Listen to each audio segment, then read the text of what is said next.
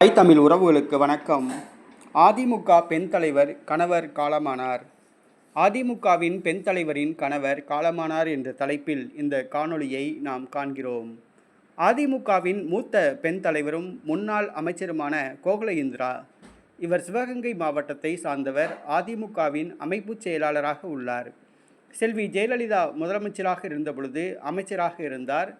பின்பு எடப்பாடி பழனிசாமி, ஓ பன்னீர்செல்வம் ஆகியோரது அமைச்சரவைகளில் இவர் அமைச்சராக பணியாற்றியவர். இவருடைய கணவர் சந்திரசேகரன் உடல்நலக் குறைவு காரணமாக சென்னை அப்போலோ மருத்துவமனையில் அனுமதிக்கப்பட்டிருந்தார். நேற்றைய தினம் அவர் சென்னையில் மருத்துவமனையில் நேற்று இரவு காலமாகிவிட்டார்.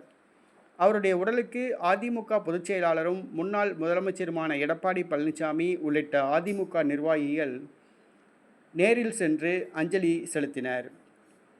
கோகுல இந்திரா ராஜ்யசபா உறுப்பினராகவும் இருந்தவர் என்பது குறிப்பிடத்தக்கது.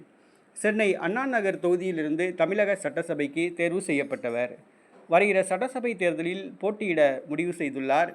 இந்த சூழ்நிலையில் அவருடைய கணவரின் மரணம் அவருக்கு மிகப்பெரிய இழப்பாக உள்ளது. அதிமுக தொண்டர்கள் சாறை சாறையாக சென்று கோகுல இந்திரா கணவரின் உடலுக்கு அஞ்சலி செலுத்தி கோகுல இந்திராவுக்கு ஆறுதல் கூறி வருகின்றனர்.